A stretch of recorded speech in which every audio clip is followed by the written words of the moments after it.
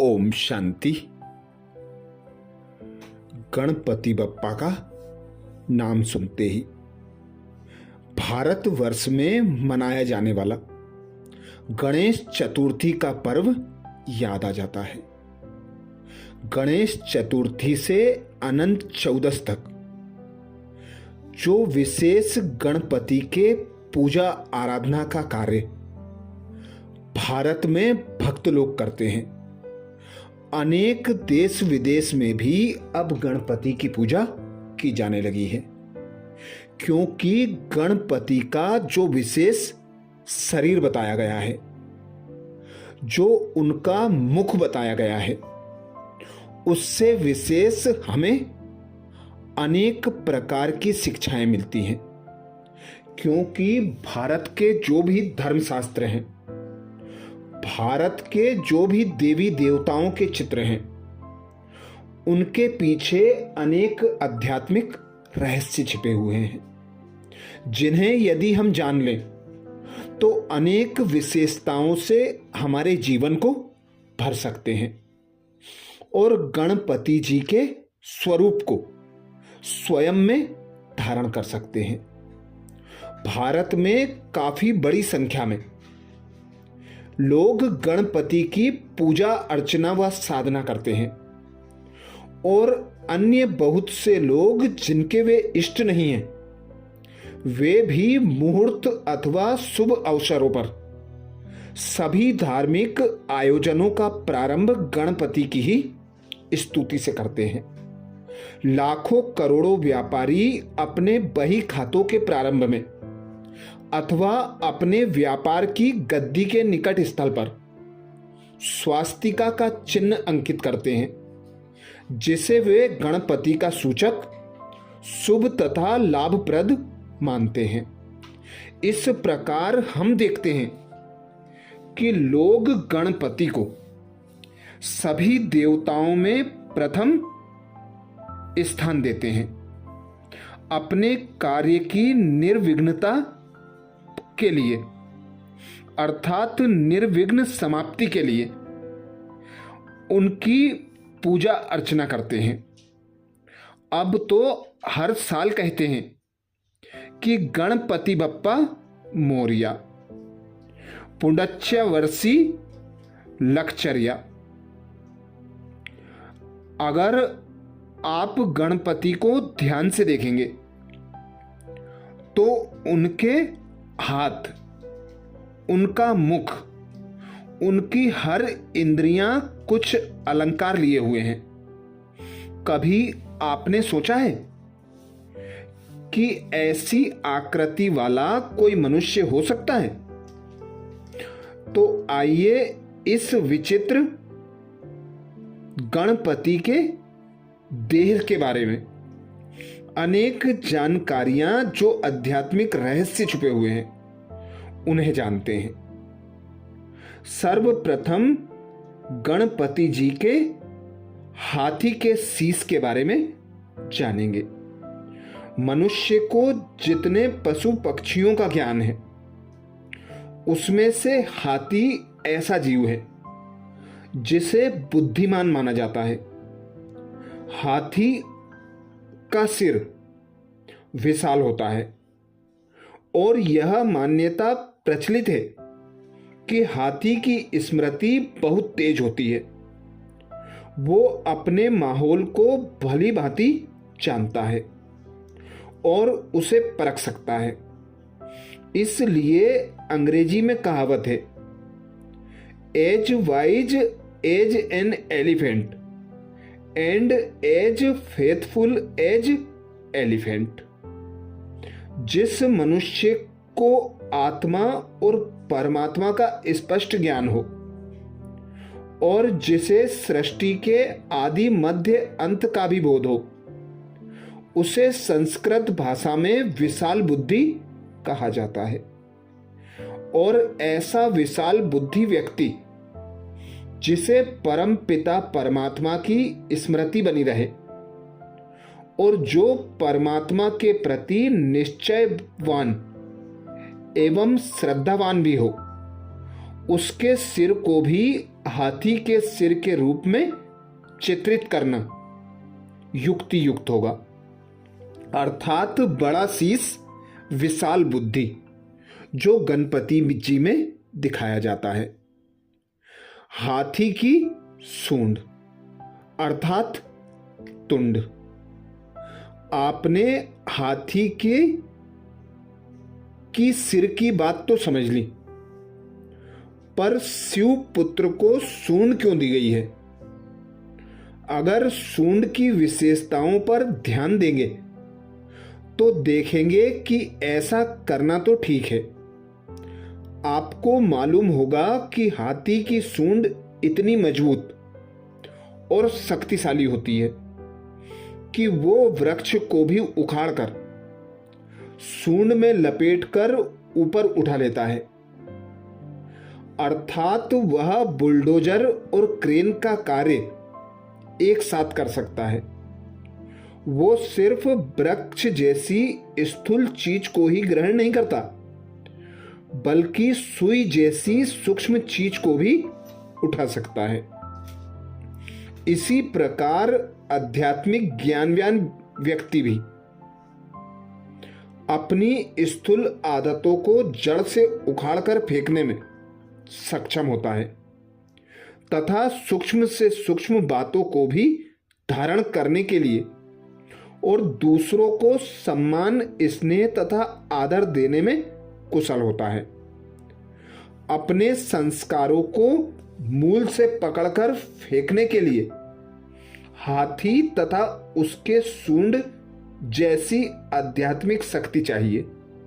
सूंड भी ज्ञानवान मनुष्य की कुछ एक विशेषताओं का प्रतीक है। इसीलिए गणपति जी के देह में विशेष सूंड दिखाई गई है। गज कर्ण अर्थात गणपति जी के बड़े बड़े कान।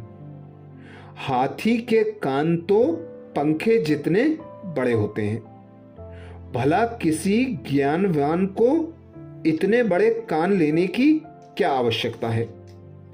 कान को तो मुख्य ज्ञानेंद्रिय माना गया है। जब हम किसी को आवश्यक एवं महत्वपूर्ण बात बताते हैं तो कहते हैं कि कान खोलकर सुनो। गुरु भी जब अपने शिष्य को मंत्र देता है तो उसके कान ही में उच्चारण करता है। भगवान ने जब गीता ज्ञान दिया तब अर्जुन ने कानों द्वारा ही उसे सुना। अतः बड़े बड़े कान ज्ञान श्रवण का प्रतीक है। हाथी की आंखें गणपति जी के देह में जो हाथी की छोटी छोटी आंखें बताई गई हैं, उनकी भी विशेषता जानने लायक है।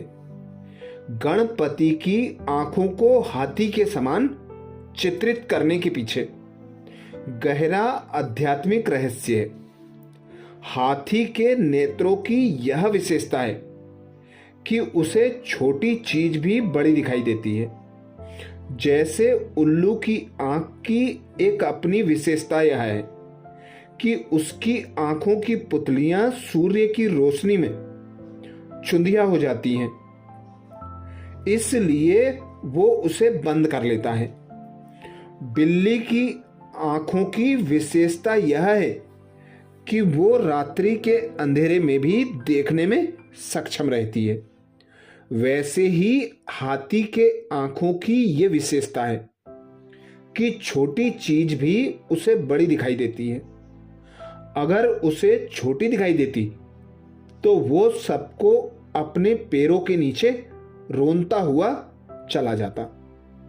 इसी तरह ज्ञानवान व्यक्ति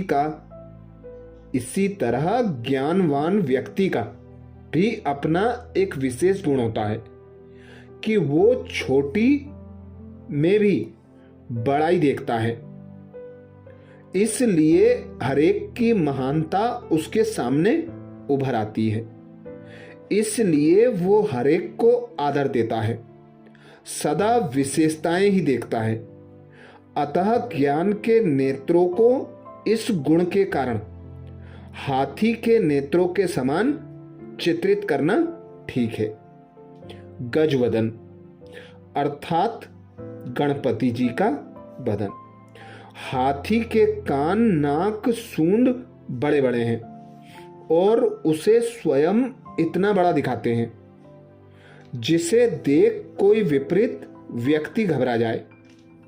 अपने बुरे कर्मों के कारण कोई पकड़ा जाता है तो लोग उसके बारे में कहते हैं कि उसका तो मुख छोटा हो गया है।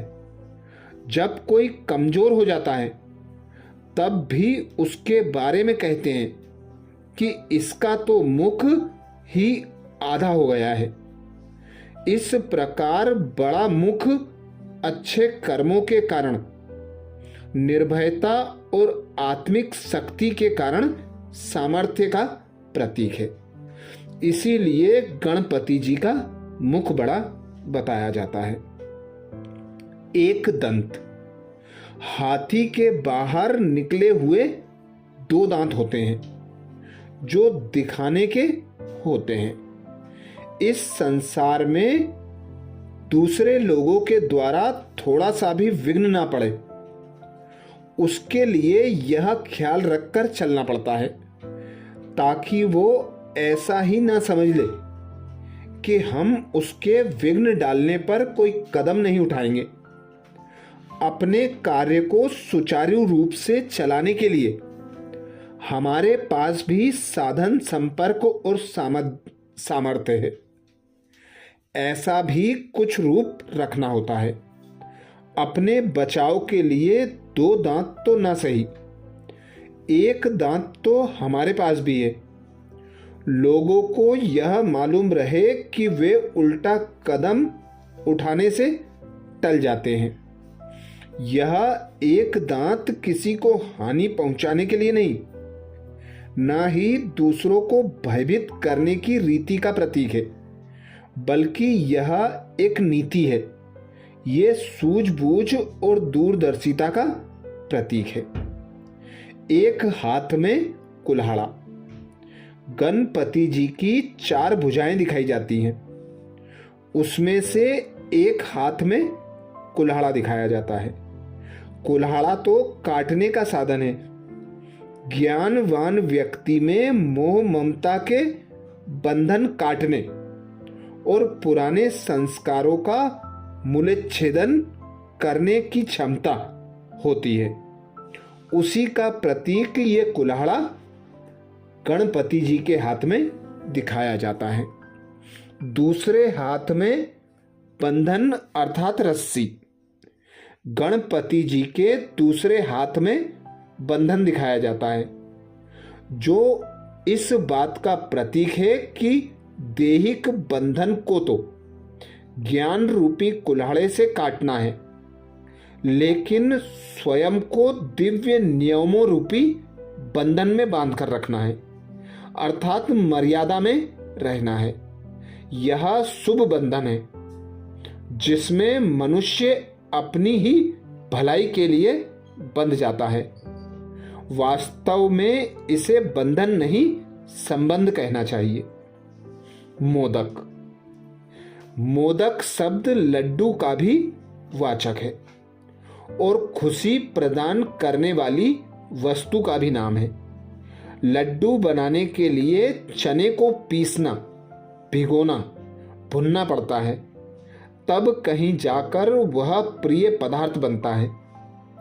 इसी प्रकार ज्ञानवान व्यक्ति को भी अनेक कठिनाइयों, संकटों, दुश्वारियों इत्यादि से गुजरना पड़ता है। दूसरे शब्दों में कहें, उसे तपस्या करनी पड़ती है, जीते जी मरना पड़ता है और इससे उसमें अधिकाधिक मिठास व ज्ञान का रस भरता जाता है। तब वह स्वयं भी सदा मुदित रहता है और दूसरों को भी मुदित करता है। इस प्रकार हाथ में मोदक का होना ज्ञान निष्ठा, ज्ञान रस से सिक्त स्थिति का प्रतीक है और ज्ञान द्वारा प्राप्त मुदित अवस्था का परिचारक है।